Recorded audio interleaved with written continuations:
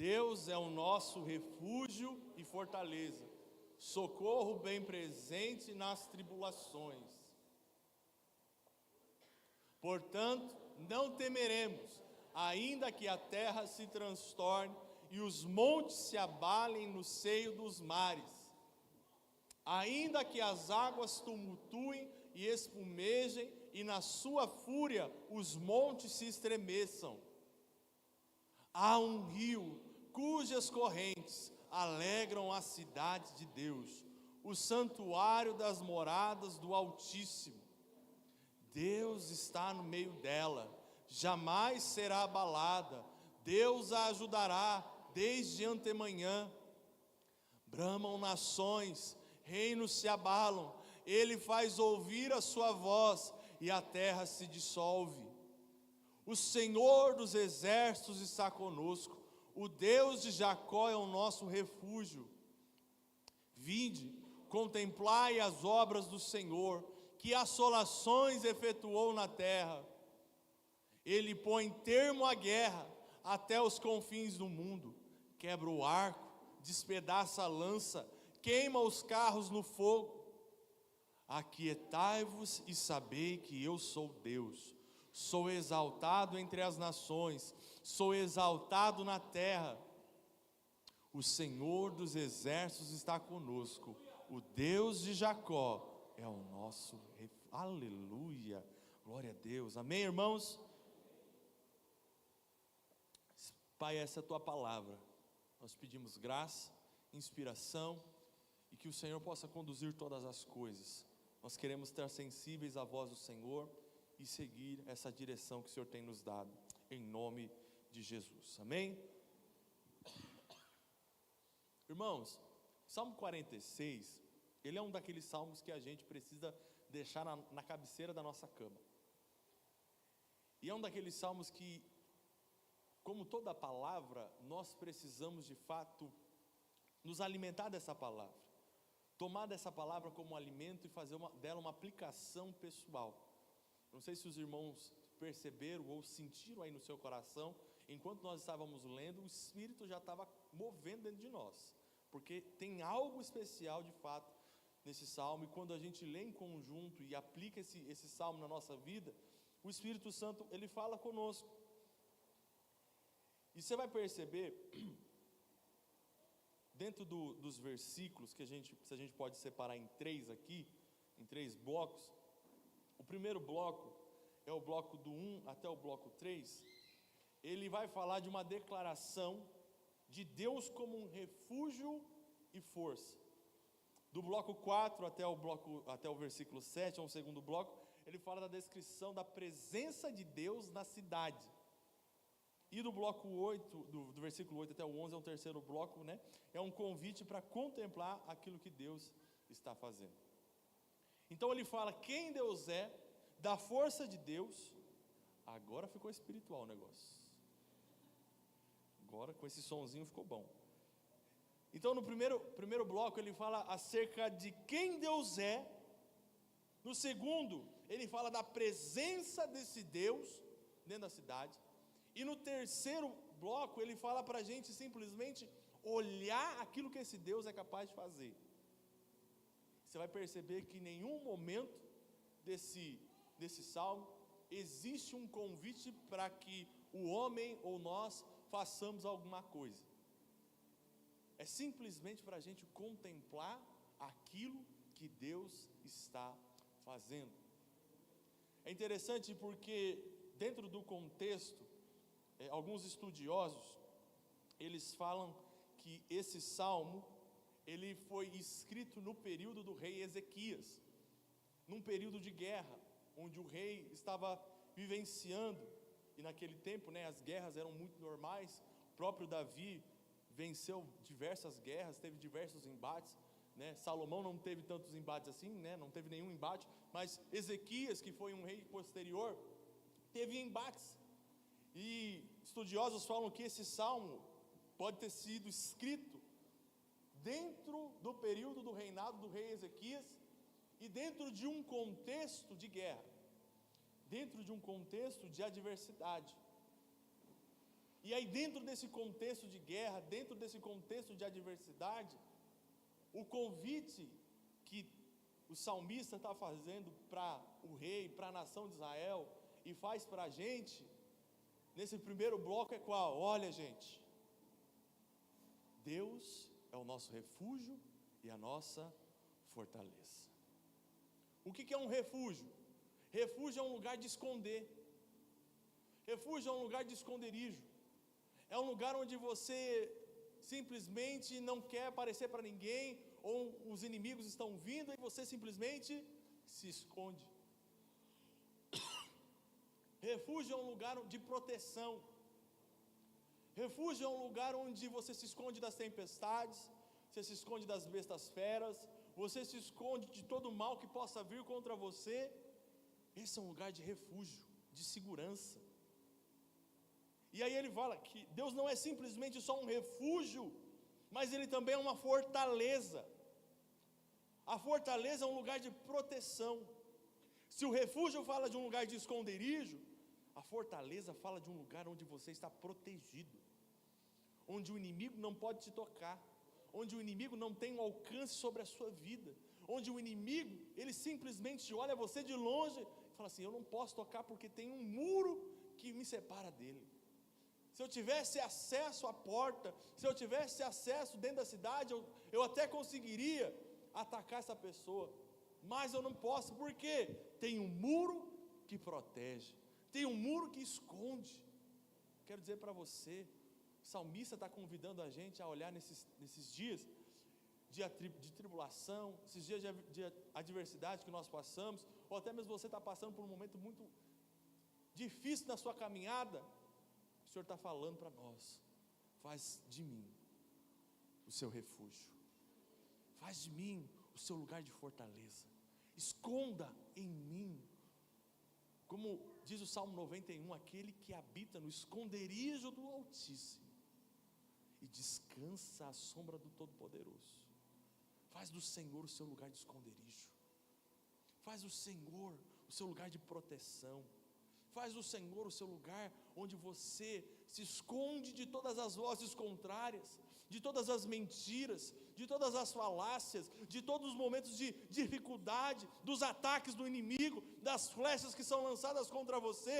O salmista está convidando a gente para falar assim: gente, faz do Senhor esse lugar de proteção, deixa de ser vulnerável, deixa de estar exposto aos ataques do inimigo, deixa de tentar enfrentar o inimigo de peito aberto, para de tentar vencer o diabo na base da sua força. Não, faz do Senhor o seu lugar de esconderijo, deixa que o Senhor peleje por você, deixa que o Senhor guerreie as suas guerras.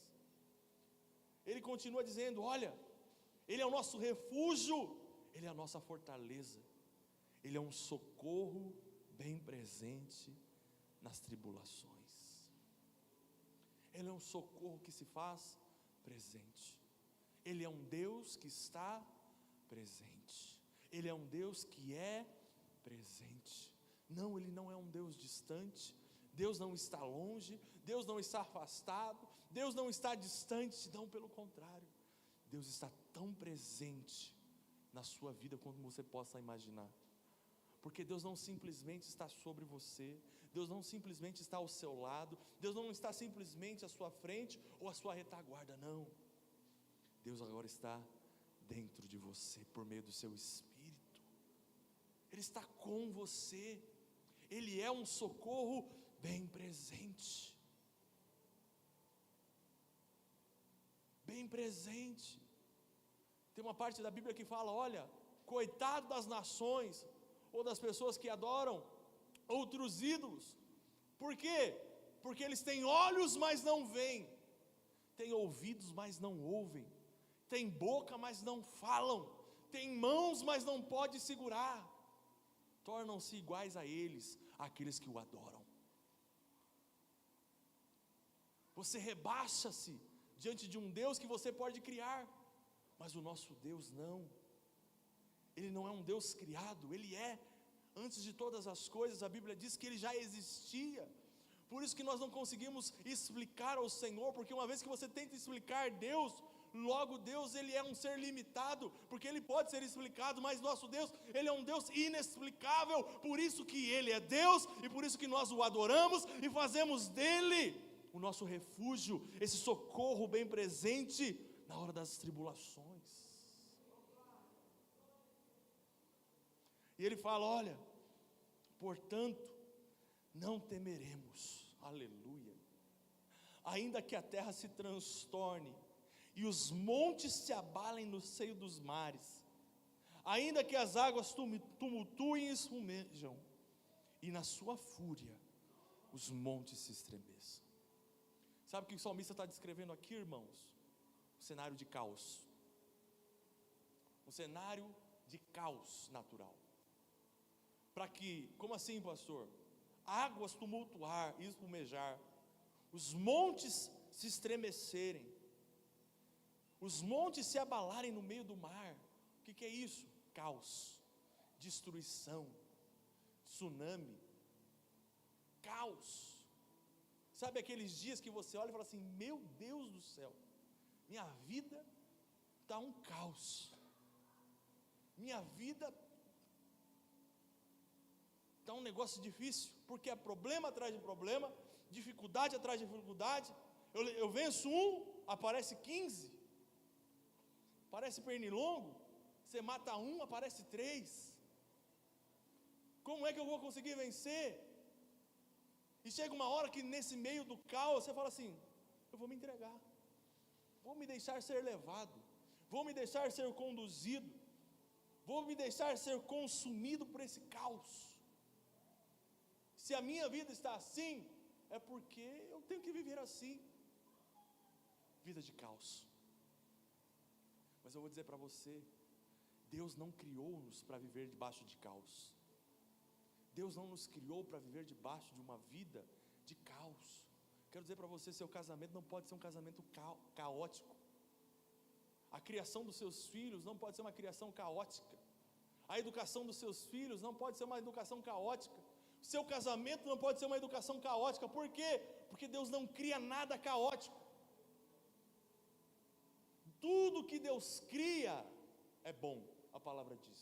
Lá em Gênesis, a Bíblia diz que depois de ter criado todas as coisas, em todos os dias, a Bíblia fala que Deus olhou e viu que isso era bom. Deus criou, isso é bom. Deus fez, isso é bom, proveitoso. Deus teve prazer. Mas pastor, você pode me perguntar, pastor, a Bíblia fala que a terra estava sem forma e vazia. No princípio criou Deus os céus e a terra, e a terra estava sem forma e vazia. Eu não quero entrar aqui na questão teológica desse texto, mas acredite em mim, depois você me pergunta no particular que eu te explico, ou tento te explicar. Aí se eu explicar errado, você pergunta para o pastor Antônio. Acredite em mim, Deus não criou nada para ser um caos. Mesmo que a terra estava sem forma e vazia, a Bíblia diz que o Espírito pairava. Vamos ver isso lá em Gênesis, capítulo 1, Bernardo, por favor. Gênesis capítulo 1. No princípio criou Deus os céus e a terra. A terra, porém, estava sem forma e vazia. Havia trevas sobre a face do abismo. E o Espírito de Deus pairava por sobre as águas. Mesmo que a sua vida possa estar um caos, mesmo que as áreas da sua vida possam estar caóticas, vivendo um tsunami, creia, o Espírito do Senhor está pairando sobre todas as coisas. Sabe o que significa pairar aqui? Sabe quando uma galinha vai chocar um ovo para que nasça um pintinho? Ela esquenta o ovo, fica em cima do ovo, esquenta até que ele nasça. O que é isso? Ele está fazendo? Ela está fazendo, está pairando, pousando, produzindo vida. Quero dizer para você, no meio do caos, o Espírito paira para produzir vida. No meio do seu caos, o Espírito Santo está sondando você para produzir vida. Quero que você receba essa palavra como uma palavra profética sobre a sua vida. Não importa o caos que esteja o seu casamento, não importa o caos que esteja a sua vida financeira, não importa o caos que esteja a sua família, não importa o caos que esteja a sua vida emocional. Quero dizer para você, o Espírito do Senhor está pairando sobre você e haverá vida. Aleluia! Haverá vida. E vamos prosseguir, Salmo 46. A Bíblia diz, eu amo esse versículo, irmãos. A Bíblia diz no versículo 4. Deixa eu ler o 3 para a gente dar sequência e fazer um pouco mais de sentido. Ainda que as águas tumultuem e espumejem, e na sua fúria os montes se estremeçam, há um rio, diga assim comigo, há um rio. Há um rio cujas correntes alegram a cidade de Deus, o santuário das moradas do Altíssimo. Deus está no meio dela, jamais será abalada. Deus a ajudará desde antemanhã. Bramam nações, reinos se abalam, Ele faz ouvir a sua voz e a terra se dissolve. O Senhor dos exércitos está conosco, o Deus de Jacó é o nosso refúgio. Irmãos, ele começa dizendo que há um rio. Existe um rio que alegra a cidade de Deus. Deixa eu explicar para você dentro de um contexto. Jerusalém não é uma cidade muito grande. Então, como que normalmente acontecia as estratégias de guerra para sitiar cidades, mas para sitiar principalmente Jerusalém? As cidades eram muradas, existiam muros de proteção. Ontem eu compartilhei com os jovens aqui sobre a história de Neemias e a reconstrução dos muros. Então, Jerusalém até hoje tem muros, que esses muros eles protegem a cidade dos inimigos entrarem ou saírem. Mas o que acontecia? Na estratégia de guerra, o que o inimigo fazia? O inimigo sitiava a cidade, ou seja, cercava a cidade e impedia que alguém entrasse ou que alguém saísse. Agora pensa comigo, se não entra e não sai, o pessoal vai começar a comer o alimento dentro da cidade, os recursos financeiros vão sendo acabados. O que eles vão ter que fazer no final de tudo isso? Se entregar. Era uma prova de resistência. Então a estratégia do inimigo era simplesmente sentar e esperar a cidade se cansar, ficar fraca, e aí eles se entregavam e eles possuíam a cidade. Mas irmãos, Deus é tão bom que Ele levanta os seus. Eu não vou ter certeza, mas eu acho que é o próprio rei Ezequias, que ele teve uma ideia brilhante. O que ele fez? Ele fez um canal. Como é que chama um canal que vai por baixo da cidade assim?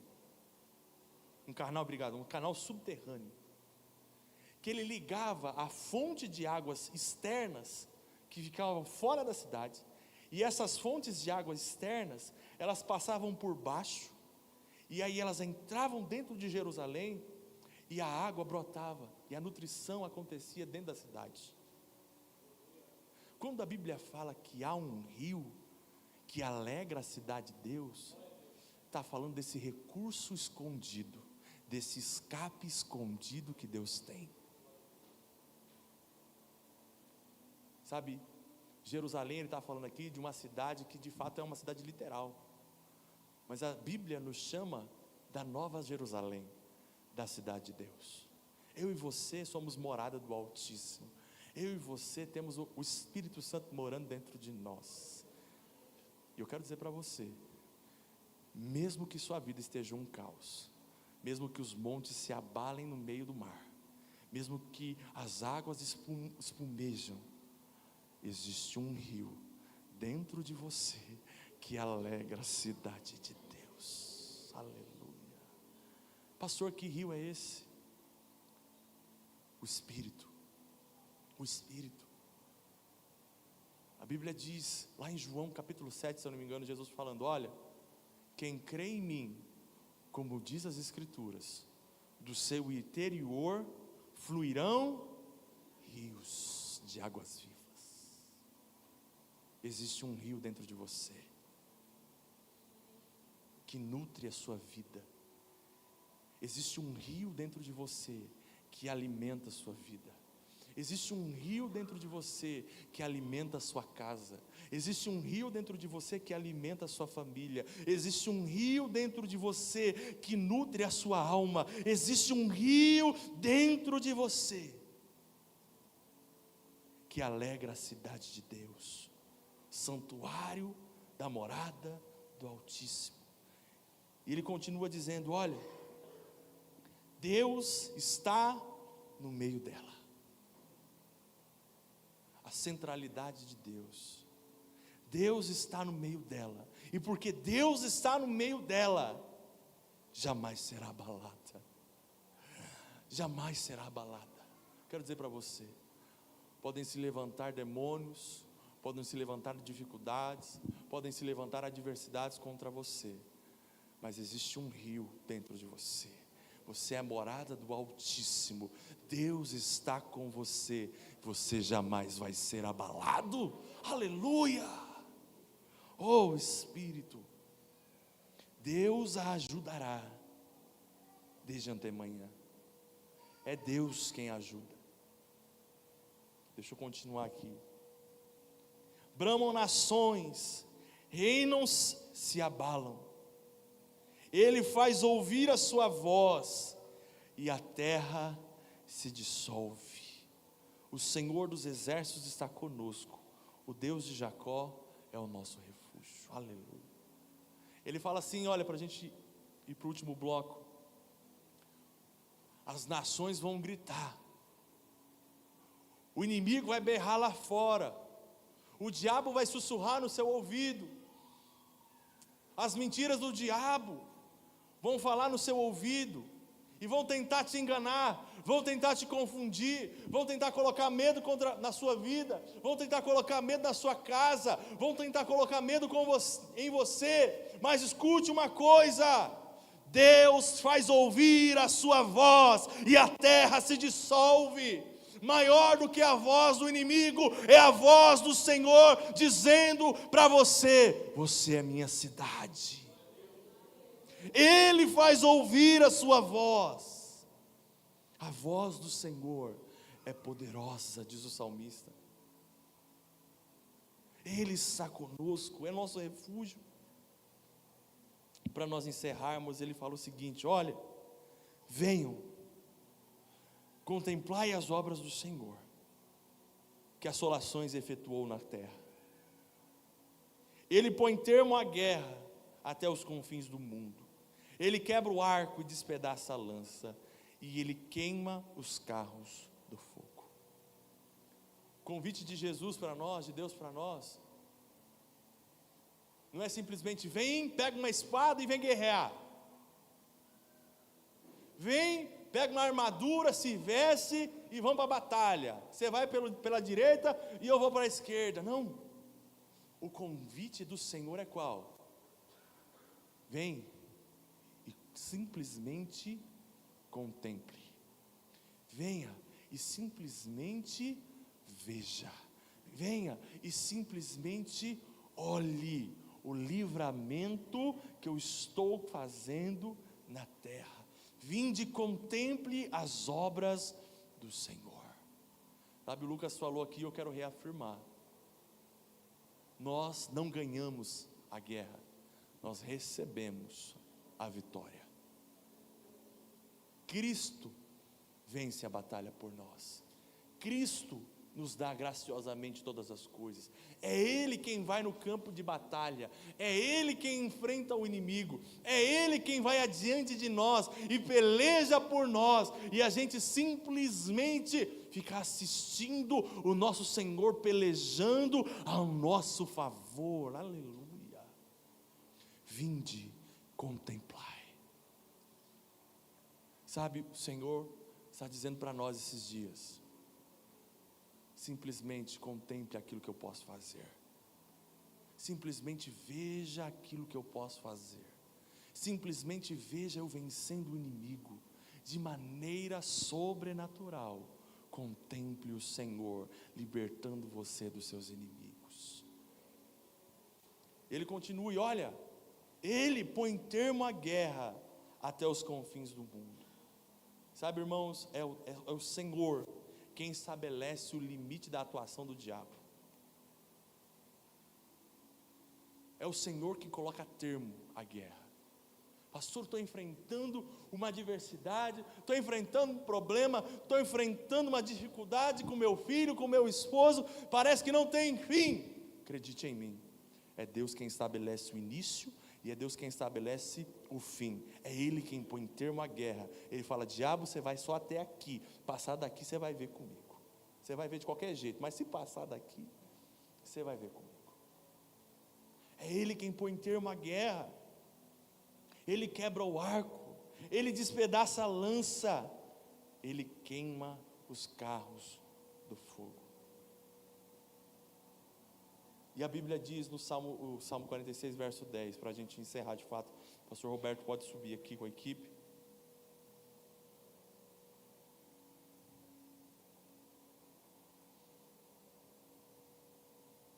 Vocês não têm a versão, a mensagem aí, né? Acho que não tem. Você conseguir googar ela aí rapidinho, a Bíblia diz o seguinte no verso 10: aquietai-vos e sabei que eu sou Deus. Aquietai-vos. Simplesmente o convite de Deus para nós nessa noite é: veja o que eu estou fazendo por você, veja eu lutando as suas batalhas. E se aquiete, se acalme, aquieta o seu coração. Sabe, uma das coisas que eu não compreendo muito ainda na vida da Maia, pastor, é por que ela não dorme. Está na hora de dormir, está morrendo de sono, a gente está tentando fazer ela dormir e ela não quer dormir. E fica se debruçando, e fica para lá, fica para cá. Fala: filha, você está morrendo de sono. Por que você está lutando contra o sono? Você está no braço do Pai? Dorme. Sabe, irmãos, por que você luta contra o sono do Senhor? Por que você está se debruçando ainda? Por que você está se debatendo? Não, Deus, eu tenho que fazer, eu tenho que... Não, você está morrendo de sono, você já não aguenta mais de força. Deita e dorme, descansa,